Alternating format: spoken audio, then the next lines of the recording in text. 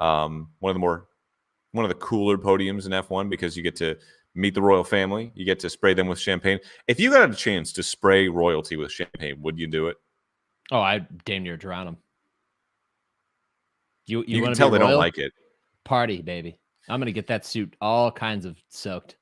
We can never be royals. You chose to be up here. Royals. And speaking of getting the party started.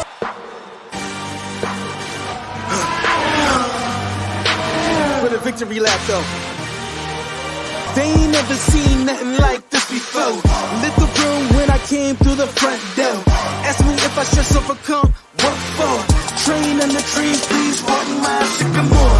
Touch burning sands, cross lands, and stormy shore seasons in the year, yeah. Switch gears, we're keeping haters in the rear. At the blood, sweat, and tears, and my goal so near. I see my victory so clear. I see my victory so clear. It's a day, we break through. It's a day, we break through. It's a day, we break through. It's a day, we break through. It's a day, we break through. Good evening, everybody, or morning. I don't know when you're watching and or listening to this. It is episode 34 of everyone's favorite podcast, dealing exclusively with our favorite two subjects, Formula One and football. Any kind of football. We don't discriminate. I'd even talk some Premier League this week. We won't, but we might. Hi, everybody. I'm Sean Barie, and joining me, as always, my good buddy from college, holding down the fort in the land, flexing on him. It's Nick Shook. We are minus Katie Caldwell tonight as she deals with the she's out tonight to watch Game 7 of the Western Conference semifinals between the Vancouver Canucks and Edmonton Oilers. And at current check, it's in the second intermission, and it's not going the Canucks way. No. So, sorry, Katie. Not great, Bob. I'm here. I'm surviving. I'm actually very excited for the rest of the week that's ahead. Going on a trip that I cannot talk about at the moment, but very, very excited. If you know what I like to do in my free time, very excited. Not so excited for Katie right now. The fact that her team is, unfortunately, and me as a hockey know-nothing, even I can tell that they're getting pretty dominated. They're getting handled by the Oilers right now, just looking at the shot differential alone. But this is not a hockey podcast. Hopefully they mount an incredible comeback. The Cavs did it in 2016, Katie. You can always believe. And if not, we'll always be here for you in the aftermath in the next episode. But, Sean, we have a race to talk about. We do. Because after a week off, last time we talked, we were coming off Miami, Lando Norris getting his first win ever on the Formula One grid. And then we had a bit of a lull. And after that, Nick, we head to Imola, okay? We head to the Emilia-Romagna Grand Prix del Primo made in Italy. There it is. I don't know the whole thing. I don't know the whole thing. MSC Cruises is also in there. The MSC Cruises Kickstake Sauber del Primo made in Italy, Emilia-Romagna. Here it is. Ready?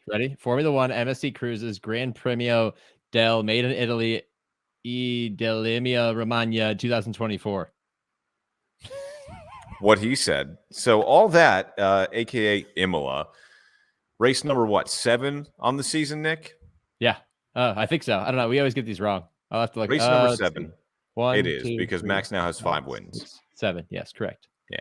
Race number 7 on the season. We've already had 3 winners this season, more than any of the other years combined, honestly. But I think we came into this race thinking that McLaren was really going to challenge Red Bull. Lando was going to be right there for a win. And you know what? He was. McLaren was right there. They qualified within each of them, by the way, within 1/10 of a second in qualifying for Max Verstappen, who secured yet another pole position. And then Oscar Piastri had a three-place grid penalty for impeding Kevin Magnussen during qualifying. Naughty Oscar. So he gets moved back to 5th. Lando starts on the front row alongside Max. And Nick, for the most part, this race was an absolute snore fest. We had the best race of the year coming off Miami. And I'm not going to call this the worst race of the year, but it was a snooze fest. Well, I mean, there was some good racing. But I think that the opening lap kind of told you everything you needed to know. And, you want to talk about snooze fest, Sean. I actually hit snooze on the race myself. My experience was set the alarm in time to wake up for the first lap, did that, woke up in time to see the first lap on my phone, in my bed, saw the first 3 laps, saw basically nobody change positions in like the top 8 or 9 on the opening lap, which is usually when all the chaos happens. and then settled into a comfortable sleep for 55 laps. Woke up with about 3 or 4 laps left, saw the excitement at the end, saw who won, saw how it finished, was satisfied, and went back to sleep. See, this was a tricky weekend for me because we switched back over to Europe, right? So now they're in the European calendar part of the season. And I was spoiled to that nice North American time zone where I was watching races either at 11 p.m., midnight, or 3 p.m. or 4 p.m. in the afternoon. I was used to that Pacific and that North American time zone. But races starting at 9 a.m. again, that kind of tricked me. And so I forgot to set an alarm. Nice. And yeah, I woke up at like 10:45 and thought, crap, race had already ended, saw Max had won. But then I saw the timesheets and I saw Lando Norris had finished within 1 second of Max. And if you go back to all of Max's victories this season, of which there are now 5, won the first race by 22 seconds in Bahrain. The next 3 wins for Max were all within about 12 to 13 seconds to clear of the field. And then you have this race in Imola where Lando was hunting him down. With 15 laps to go, Lando was behind Max by 7 seconds. And you just saw that time start to melt away and melt away and melt away. And then Lando was really cutting into it. Max's battery was pretty much finished by the end of the race. So were his tires. That McLaren was coming alive. Even though the McLaren was on older tires than the Red Bull, the McLaren was coming to life under Lando. And you really think, man, another lap, another 2, at least another 3. And then we're talking about back-to-back Lando Norris wins. Do you think how much longer did that race need to be, Nick, in order for Lando to get the win? Based on how he was taking down tenths, I mean, it depends, Sean, because there's 2 sides to this coin, because I totally subscribe to the belief that if there's 3 more laps that he takes the lead, but at the same time, he was pushing the absolute hell out of that car. One of my favorite parts about this race was the onboard audio between him and his engineer. Yeah. And they're telling him like, hey, you know, this is where you can make up time. And he just keeps going, I'm pushing. And it sounded like Lewis Hamilton in prime Mercedes Lewis Hamilton, where he's breathing heavily into the mic as he's driving. And he could barely make out what Lando was saying because he was pushing that hard. That's what was so fun about the final few laps is watching Lando. They only needed 1 shot because he was so close to Max, but watching Lando push that car to the absolute limit to where he's getting loose in the rear through like consecutive turns. He's attacking, he's getting better exits, but he's getting loose in every chicane and every turn because he's pushing it to the edge, living on the edge of the razor. And so I wonder, you know, maybe if he'd pushed his car like that another 2 or 3 laps, if the tires would have fallen off and he would have crashed or would have stopped gaining. But I mean, man, the rate at which he was gaining, it makes you wish you had a few more laps. But even then, you know, Sean, I know, look, there's only winners and losers, right? We don't believe in consolation prizes, but if you want a consolation prize, the fact that Lando was there the entire race and he was able to make up that time late, I'm not going to say because it was, you know, Max, his battery was out or whatever. I think that McLaren has damn near caught up to Red Bull. And I think we're in for a really fun, you know, rest of the season. It is going to be really interesting to see. I'm not going to say that McLaren's in the title fight. They're definitely in the fight for second place now if they can close the gap on Ferrari, which they kind of did this week. Ferrari had another strong showing. They brought upgrades of their own to Imola. Didn't see, you know, the sharp increase in production like we did with McLaren when they brought those upgrades to Miami and then fully to Oscar's car this week in Imola. But the thing I want to say is, give Lando another lap? No, he doesn't win the race. Another 2 laps? Probably still no, he doesn't win the race. It's got to be at least 3 or 4 more laps because we haven't seen anyone really race with Max for a good long time. You got to go back maybe 2 seasons now. First, you know, quarter of the season under the new regulations back in 2022 when he was fighting Charles at Jeddah. Exactly. And that was the last time that really we've had to see Max get his elbows out, make that car wide. And now this is a difficult track to pass on too, because it is quite narrow. It's an older track and it's not really up to snuff with these giant yachts of Formula One cars being raced right now. But I mean, you can still take pride, not just take pride, but you can still kind of take consolation, like you said, in the fact that, okay, someone's going to be there now, whether it is Charles or Carlos or Oscar or Lando, someone's going to be right there breathing down Max's neck. So I'm looking forward to that because Max doesn't make a lot of mistakes unless someone's pushing him like Lewis did back in 2021, back in 2020. Max is going to have people pushing him for the rest of the season now. So we at least should get more entertaining races up front. Yeah, the one thing I fear is that Red Bull's going to come out with their own upgrades, and Yeah. it's going to create distance again. But I'm not going to worry about that until it's reality. Logan coming into the chat here makes a good point here. He said, would have been tough for Lando to get around Max at Imola, sadly. Great fight, though. Excited for the rest of the season for once, right? I totally agree, Logan. I think it's a reason to watch. It's not just Max running away and winning a race by 20 or 30 seconds. The fact that we got this past week at Imola, which is a pretty difficult track to race. It's a classic track. It's one of the favorites of the drivers, but it's not an easy track to race. For Lando to close the gap like that really encourages me about what we're seeing going forward. But Quick, though, like Monaco is not going to produce it, but we'll see. No, Monaco's not. We'll get to that in a second. Real quick, Logan, while we got you here, I would like to know your take on the Stenhouse v. Busch brawl that happened at North Wilkesboro the other night. Please tell us in the comments who was at fault. If you didn't, go check that fight out, because Ricky Stenhouse Jr. and Kyle Busch just absolutely went at it. Busch, you love a good NASCAR fight. You love a good NASCAR fight. I know. They're the I best. know. There's fisticuffs. Sometimes they're wearing helmets. Sometimes they're not. Usually there's a bunch of reporters around and it turns into a mini brawl. It's great. But Sean, I do want to point out one thing. Since you failed to set your alarm, are you not the dedicated F1 fan who puts the F1 calendar in their phone? As I almost dropped my phone. As you almost drop your phone. Screen. Yeah. Try it again. Great, Here we go. You're doing great. Here we go. Do you not do this? Do you not do this?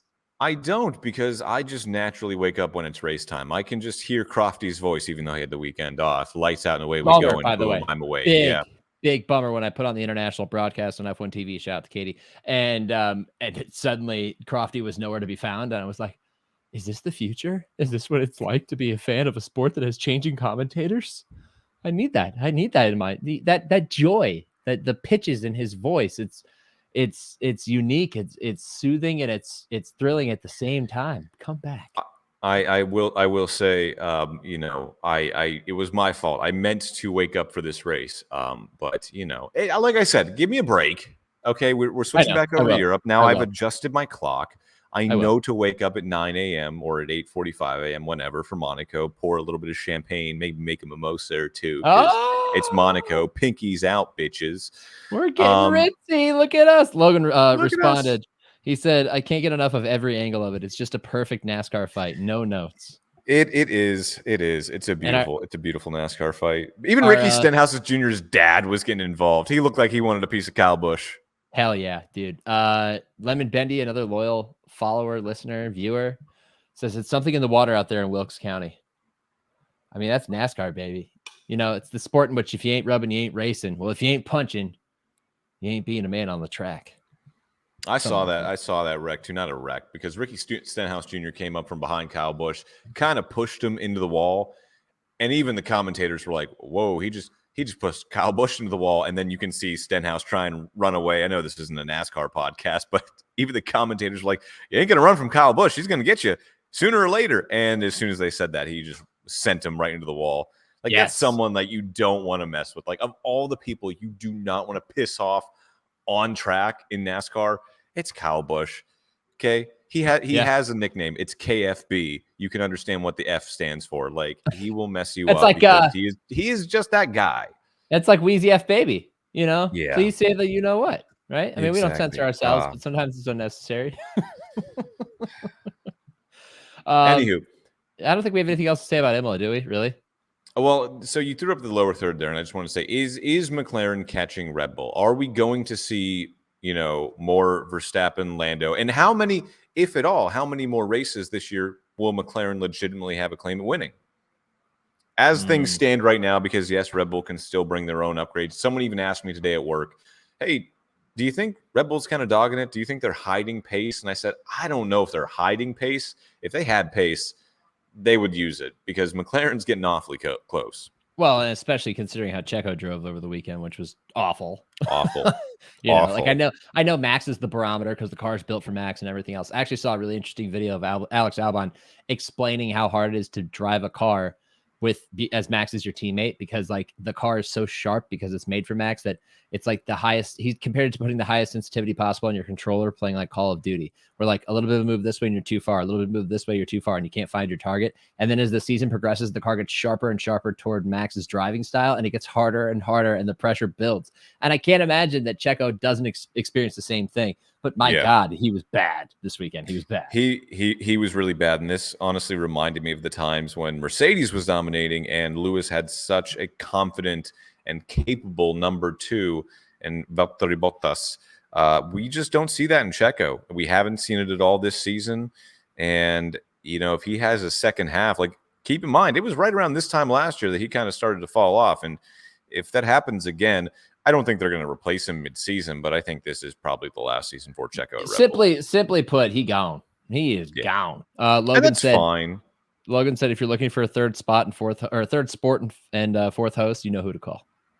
Yeah, we got you, Logan. Yeah, we'll bring you in for a NASCAR segment every once in a while. Give the people what they want. Logan's NASCAR Minute here on the Gridiron Pod. We'll do some IndyCar too. We got the Indy 500 coming up this week. Anyway, no question, Nick. Seriously, how many more wins do you foresee McLaren getting this year? Question. At least one. I'm going to lowball it because it's still difficult. But I think because you have to think about like what track suits their car.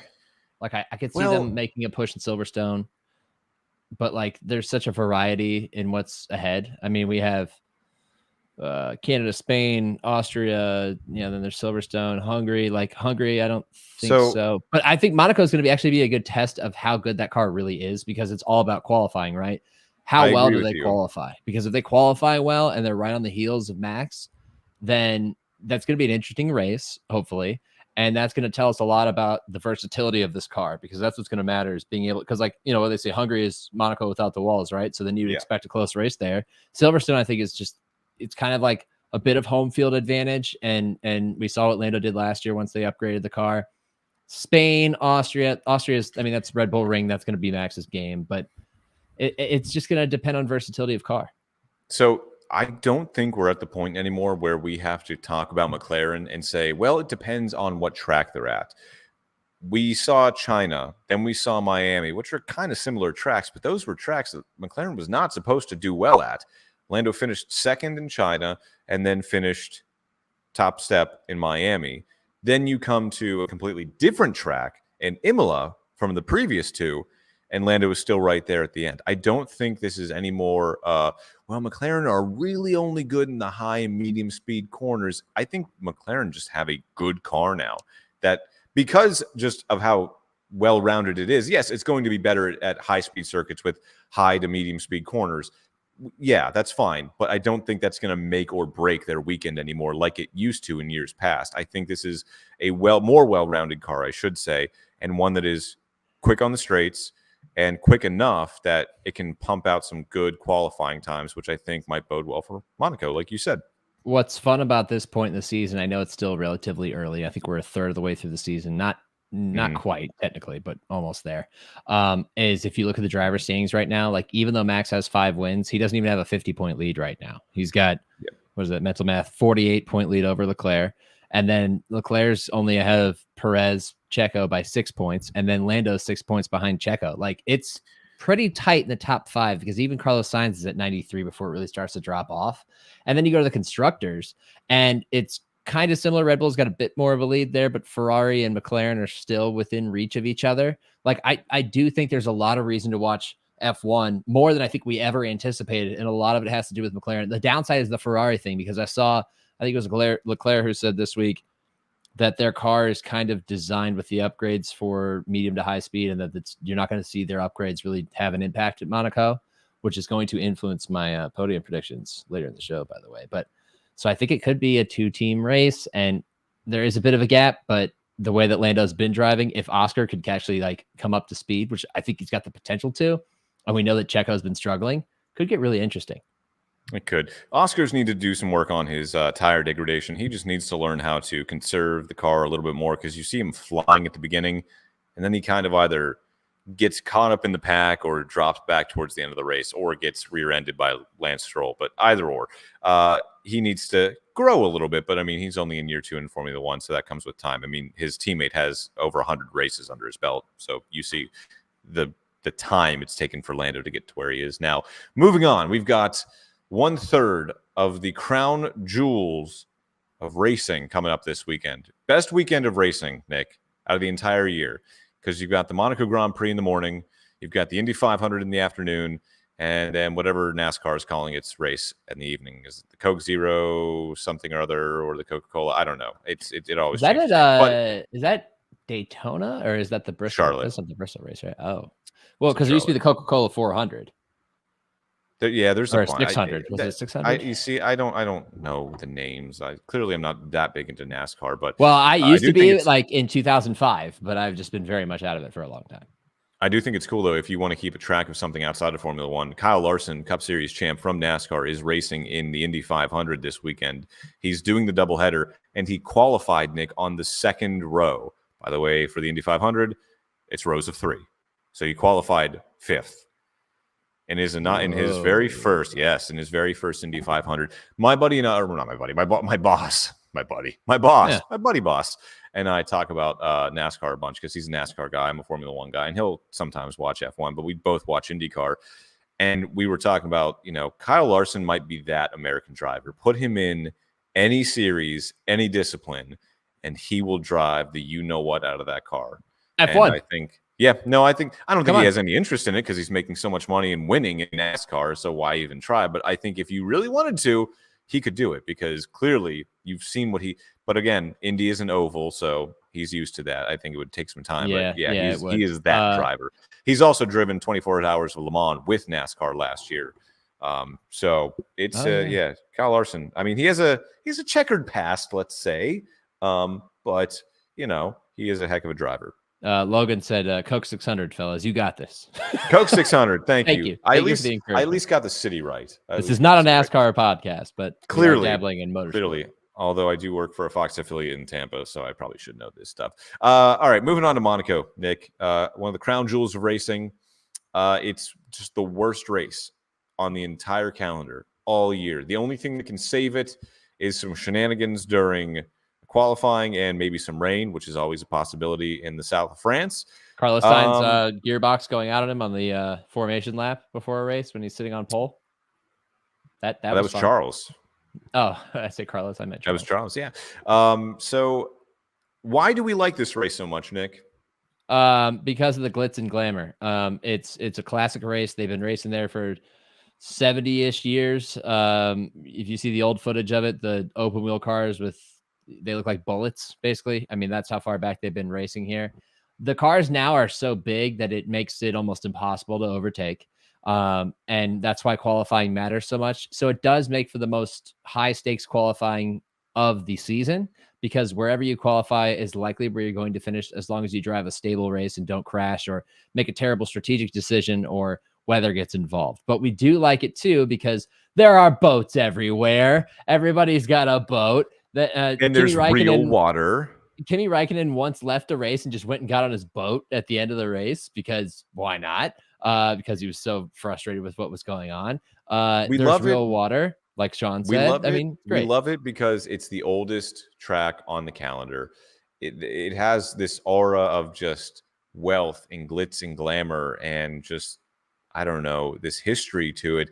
It's where, like you said, Kimi Räikkönen got into a crash, and then rather than go back into his team pits, he just decided to get on his yacht. And there's a shot of him in his fire suit laying on his yacht. This is where a lot of drivers have unfortunately lost their lives. This is a track where Jaguar, formerly before Red Bull, before they became Red Bull. Say it right. Yeah. Jaguar, before they became Red Bull, stuck a $6 million diamond on the nose of their car and lost it, and it has never been found. This is just the type of race it is, and yeah, it's terrible to watch, but it is just kind of like, I don't know, you have to watch it. It's the greatest parade and procession you'll ever watch. It's really cool. Daniel Ricciardo once won a race there and then dove into a swimming pool in his suit. You get some. There's royalty of some sort. I don't know if it's like a king or of the province or whatever it is, but they have a little throne. Prince. Yeah, the prince. I think it's a prince. Monaco. Crown Prince of Monaco. Yeah, and they're there, like the royal family's up there, and then like they're in front of the podium. It's kind of strange, but it's also cool. It's cool when somebody wins it because it's just such a historic race that it just means more, but at the same time, the race itself is not great for the most part. It's all about strategy, though. I'm a big fan of F1 when it comes to strategy as much as it comes to the actual racing, because when you pit, the tires you choose, all that stuff really fascinates me as much as the actual like wheel to wheel and overtaking and everything else. And this is one of those places where it matters the most. And there's also a very cool section of the track in which you race through a tunnel and then come out into a downhill chicane, the swimming pool chicane, and then you're instantly into a sweeping left-hander, hard, like a 45-degree hard right, and then another chicane, and then all of a sudden you're like slamming the brakes and braking right, and the pit lane itself is like a blind spot almost that you have to. The entire track is a blind spot. Yes, if you're being told to box, and then at the last second they tell you not to box, it's kind of too late. That happened, I think, Ferrari a couple of years ago. Like you're going in, and then no, why are we in here? They're like, oh no, stay out. It's too late. I'm already in the pit lane because there's just no room for air, and that's the fun of it. So everything comes down to Saturday to qualifying. I don't have a weather report for me for Monaco, but I'm sure we can get that eventually. So that being said, Nick, let's go. Let's assume everything's going to be dry. Let's assume sunny. Everything is sunny, Sunny cool. and 72, sunny and 69 the high on Saturday. It's always sunny in the French Riviera, right? Okay, so let's talk about qualifying, aka let's talk about the race. Give me podium predictions, 24% chance of rain. Could get a little bit of a sprinkle, but I doubt it. Podium Could your predictions. voice have gotten any higher? Yeah, it could get a little bit higher. Whoa. Podium prediction. Sorry, Sean. We aren't all blessed with the pipes that you have. We have these pipes, but not the vocal pipes. For those of you listening on podcasts, I just flexed. Podium predictions. Max Verstappen, number 1. We're going to go Lando Norris, number 2, because I don't think Ferrari's going to be very good. And at that point, it's going to be tough. Charles has actually been qualifying pretty well recently, so I want to say Charles Leclerc 3, but I'm not 100% confident. I'm not confident in Oscar, not confident in Checo.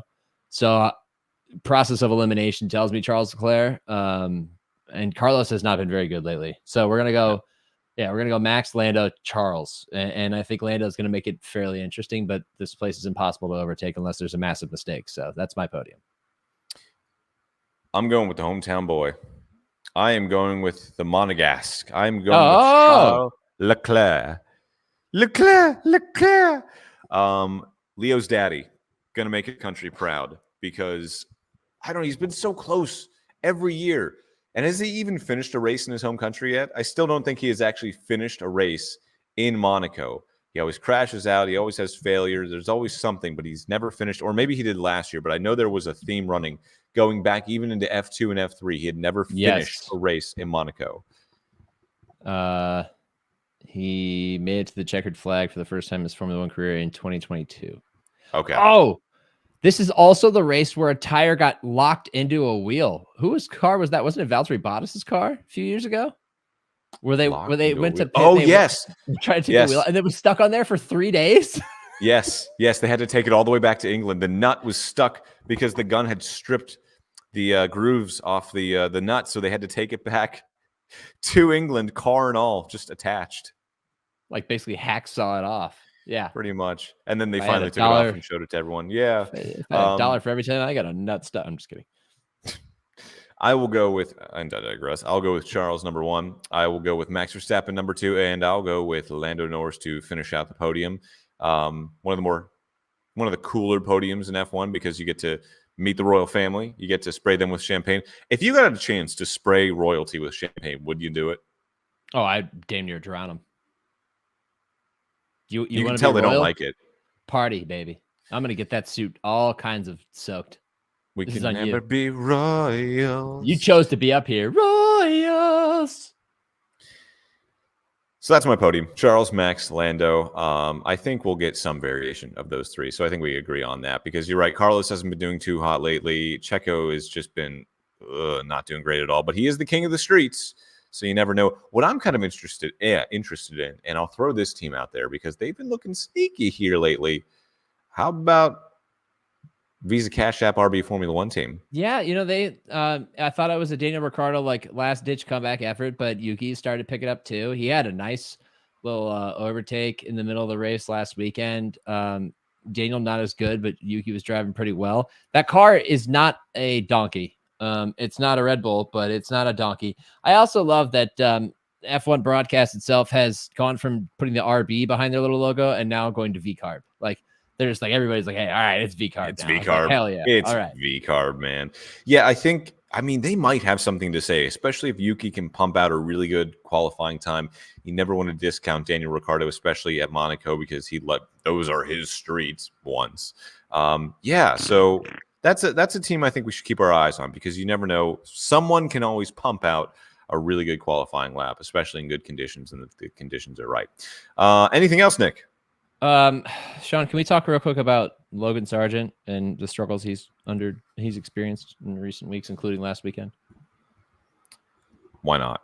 I mean, he was a sitting duck. That he got treated like a novice fighter in a heavyweight title bout. Like I think it was Magnussen who went around him. Yuki went around him in the same chicane on consecutive laps on the outside, going to the chicane. Outside turns to inside. Like, just dominated. I know the Williams isn't a great car, but I think the broadcast. I know. Well, you've got to feel staggered there after taking a couple of huge punches. It's like, come on, Logan. It's like poking do something. We wanted Logan to do well, right? Like, as Americans, we wanted to be well represented on the grid. Honestly, like, his departure from F1 can't come soon enough, because at this point, it's just kind of an embarrassment. It is, because you have the Europeans saying, look, the Americans can't do this, when they know we can. Like I just said, go ahead and take Kyle Larson, pluck him out of NASCAR, give him some time, put him in Formula One. He'll be up there if you give him the right equipment, because he is just a flat out racer. I saw someone post Logan's track record in the junior formulas recently, and basically they were defending him, saying he had the talent. Like, they're like, for people saying that he doesn't belong in F1, or he's only there so Williams can cash in on the American market, it's just not true, because he outdrove all of these other drivers that he outdrove Oscar Piastri by a lot. He was Oscar Piastri's teammate, and he beat him fair and square. But something happened, and Logan just hasn't been able to kind of step up in Formula One. We've seen that happen to other drivers. We saw it happen to Alex Albon with Red Bull. We saw it happen to Pierre Gasly with Red Bull. It's the pressure. It's the stakes. The problem is that they were driving Red Bulls and Logan Sargent's driving a Williams. I mean, it's like operating with a hand tied behind your back. They didn't even get a steering wheel with a damn screen on it until this year. Okay. And it didn't even work for the first race. Exactly. So, like, they've been behind the 8 ball for a long time. I don't want to hold it against him, but I also know that the leash is very short in F1. There are other drivers that are waiting to come up. And unless he trips and falls into a better seat, which won't happen, he won't get the George Russell treatment, who showed talent and just was in a terrible car, but was also a Mercedes driver anyway, so his path was already kind of set for him. Then he's going to be out of F1. But, it's funny, you brought up the Kyle Larson thing. Logan had another comment. He said, Larson is at that Jeff Gordon level where he could hop into anything and win. Insane talent. Would love to see him test an F1 car. And it's funny you bring up Jeff Gordon, because Jeff Gordon once did test an F1 car. And what car did he test, Sean? A McLaren. I think didn't he also test that was Tony Stewart. Sorry, that was Tony Stewart. He tested a Williams, I think. Oh, I don't remember that. I saw footage of it today, but I remember listening to an in Beyond the Grid, Inside the Grid. What's that podcast called? I can't remember. It's the F1 official podcast, and he did an interview where he said that he was considering F1 lightly, and he tested a car. He said the one thing that held him back more than anything was the G-forces. He said his neck couldn't hold it. Couldn't take it. By the end of the test, his neck was exhausted. Obviously, you can train for that, but I thought that was really interesting that, even drivers, like a Kyle Larson, that can jump into an Indy car and qualify on the second row of the grid and everything else. It's not as easy as you think. So it's not that easy for Logan Sargent either. Yeah, is he more adjusted to this style of racing? Of course. But at the same time, if you're in a bad car and you're new to it and all the pressure's on you and everything else, the F1, F1's never been more popular than it is right now. I understand why he's, struggling. Yeah, it's a shame. We wanted to see him do well, but he's just not. And I don't want to say Williams hasn't supported him enough, because they've given him certainly enough chances. Whether they're supporting him enough behind the scenes, I don't know. Only he knows that answer, but it is a shame. But hey, I mean, we tried, and I'm sure there will be other Americans that will come up through the ranks at some point. Yeah. We have an update. We have to get to the 5 check with Katie Caldwell real quick, because 5 check. It went from 3-0 Oilers to 3-2 Canucks with 3:43 left in the third period. So let's text Katie. Oh my. Vibe check. Hold on, I'm getting the game up here now. Oh boy, there we go. We'll stand by for a Katie Caldwell response as we transition to our next segment. See, I'm not that guy that goes to a hockey game and yells "shoot" when your team has the puck. I hate those people. But I think the Canucks had like 3 shots on goal in the first period, so maybe someone in that arena should yell "shoot." They were outshot 12-3, and by the middle of the second period, it was 24-6, maybe. Yeah, they've since got a couple more shots and clearly down cashed to in on a few of 212. It's getting tight. It's getting tight, but we have seen miracles happen before, minor miracles. Time for unless you don't want to do it, time for the last segment of the night. Hate it or love it, Nick. Do you have a hate? I do have a hate. I hate it when your washing machine breaks. Oh, yes. So back in October, my washing machine was giving me uneven load code, but I was situating the load and it still wasn't working. And so I called an appliance group out, and they realized that the nut that's attached to the rotor underneath was just loose, which I could have done. They charged me $150 for it, and I could have done it myself. So I was pissed. But this time around, something worse happened. It wouldn't turn on, Sean. It wouldn't turn on. It was in the middle of a load with a tub full of water, and it's been sitting like that for about 5 days now. So luckily, we had the appliance people come out. But unfortunately, I can't speak tonight. The entire motherboard, the control unit, the panel itself fried. And I have a hate because there's a motherboard on washers now. Oh yeah, you gotta have all your components. And I'm not an electrical engineer, so I'm not going to speak any further. But I do hate that companies take it upon themselves to epoxy all the components of these motherboards so that you can't go in there and just replace a freaking fuse. You know how many times I've blown a fuse in my truck or in my Civic back in the day from speakers or whatever it is, plugging too many things into a power outlet? Yeah, well, the Civic had a million problems, but I've blown a lot of fuses. My dad used to put a charger with 2 USB ports and use both at the same time, even though I told him to put 2 in there, it's going to fry the fuse, and sure enough, it fried the fuse. The point is I can change those. I can't change it on this thing. It's probably a $15 fuse, and instead it's a $500+ repair and a whole new motherboard. You got to be kidding me. Now, if it wasn't a nice washing machine, I'd ditch it, but I can't. So here we are fixing the washing machine, but I hate that when you don't have a washing machine, it sucks, especially when you're traveling like I am, because you need to do a load of laundry. You got to go to the laundromat, and then you run into some weirdos in the neighborhood, and then you're feeling uncomfortable at the laundromat, and it's just a whole thing. That was my Monday. So I hate when your washing machine breaks. What's your hate? I feel like I use this hate at least once a year, definitely around weather, this time. traffic. It's weather, man. We have officially reached the part of the year where monsoon it feels season. like not yet. It's not rainy season just yet, but we feel like we are kind of in between, the sun and Mercury. That's about how hot Florida is right now. The humidity has just gone up 1,000 notches, and I was out shooting a story on Saturday, and I thought, okay, it's a nice, very heartfelt story that I was telling, and I'm thinking, okay, I'm going to shoot a nice stand-up, and yada, yada, yada. I couldn't because I was sweat through my polo, and I was just drenched in sweat after being outside for only 15 minutes as the Canucks fall to the Oilers 3-2, and thus, Katie Caldwell, I'm sorry. Would you like to read her text? Sure. Katie, vibe check. That was from Nick. Katie, Jesus effing Christ, I nearly passed out. I have the zoomies. I am incredibly sad. That was all in just consent. Those were all individual texts. So she has the zoomies and she's incredibly sad. 0 out of 10 vibes, she said. Sorry, Katie. You know what I hate? I hate this for Katie. I was rooting for the Canucks. Actually, I'm just rooting for any team from Canada, honestly. So I'd like to see McDavid get one. It's time. He needs to get one. He's done everything else in his career. He needs to get a cup sooner rather than later, because we're going to start having that LeBron conversation of, well, he hasn't won anything yet. Yeah, that didn't work out very well for those people. No, it didn't. Hockey's a bit different, though, than basketball. Yeah. What's your love, Nick? I love what I'm about to do this week, and I'll be able to talk more about it in a few weeks. Ooh. He's going on a trip. I also love competing, like playing sand volleyball, like playing rec basketball. That's how I spend my Monday nights. Even though we lost, it's just fun. It's just fun to get out there and move around and play sports. I realize that that's one of my favorite things in life, even at 32 years old, is just going out and competing in anything. I just love any game that's being played. Sign me up. Cornhole, sign me up. Pong, sign me up. Ping pong, anything. Sand volleyball, basketball, softball, whatever it is. Flag football, I'll play it. If you need somebody to play, call me. I'll be a ringer. I don't care. Sean, I was a ringer on the softball team back in college. It works out. I have fun. On the flag football team too. After getting called for bull rushing the quarterback, Nick got a flag and screamed at the referee, who was a friend of ours, and said, "This is the most." What did you say, Nick? I'm not gonna say it. Yeah, I can't say it either. This is the most something form of football ever.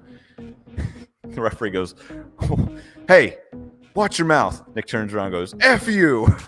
I got tossed. Only he didn't. No, you didn't. You didn't. You didn't get tossed. No, you didn't. He literally looked. He was like, "All right, I'll give you that one." Yeah, but I did get tossed in that game. I'm not lying. But in that moment, you told the referee to go F himself, and he goes, "Okay, I'll let you have that one." Because part of competing is the competitive fire. He didn't want to throw you out at that point. Oh man. So yeah, what's my love? Yeah. Let's see. I didn't come prepared this week. I love lamp. Well, the lamp behind you is purple right now, so that makes sense. It is purple right now. I love the fact that we're in the middle of the F1 season and we get to talk about this stuff more regularly, because we've got, I think, 4 doubleheaders this season and 2 triple headers this season. So should be fun. And I do love, what I love? I mentioned this earlier in the podcast. I love the Sunday that I'm about to have, because I'm going to wake up, watch Monaco, followed by the 108th running of the Indianapolis 500, followed by the Coke 600. Logan, thank you. So it's just going to be a great day of motorsports, auto racing, and it should be fun. I'm excited to see what Kyle Larson can do, because he went from qualifying, Nick, to the NASCAR All-Star race, and they had to delay the race 16 minutes just to make sure he had enough time to get there and get ready. And there's talks that they might do the same thing on Sunday in Charlotte. Not an hour, but if you need 15, 20 minutes, because it's good for NASCAR as it is for IndyCar. They want to see their driver do the doubleheader. It's kind of cool. It's like when Deion Sanders once took a helicopter to play in a football game and a baseball game in the same day. That is what Kyle Larson will be doing, courtesy of I think Mr. Roger Penske is doing it for him. Brought to you by NetJets. Got to get somewhere fast on a private jet? Choose NetJets. Wheels Up is another company. Neither sponsor this show. If you'd like to sponsor us, hit us up on Twitter. We are actually setting up an email account for reader or viewer emails, listener emails. And as always, follow us on Twitch, Twitter, YouTube, all those platforms, Spotify, Apple Podcasts. We are, Sean, steadily picking up some new subscribers. Some people hop into my Twitch chat during Madden streams, and I ask them about the podcast, and I direct them to subscribe, and they do. Always leave a review, by the way. 5 stars, please. Thank you. If you want to leave 4, that's fine. I think somebody did leave a 4, because I think our rating's at 4.8. But keep pumping those reviews and get us on the charts so people can find it. 4.8 is not bad. I'll take that. We're all about exposure here. That's how we grow the show. Yeah. Maybe someday we'll actually get some of it paid for instead of paying for it out of pocket. But for now, we do it out of love. Because it's fun. It's a therapy. That's why we do it. All right, this has been episode 34 of the Gridiron Podcast, the Bo Jackson episode, the Shaquille O'Neal episode, if you will. For Katie Caldwell, who just chimed in on our YouTube stream, who just threw up the peace sign, and Nick Shook, I'm Sean Barie, and as always, live life in the fast lane. I have nothing to say. Bye.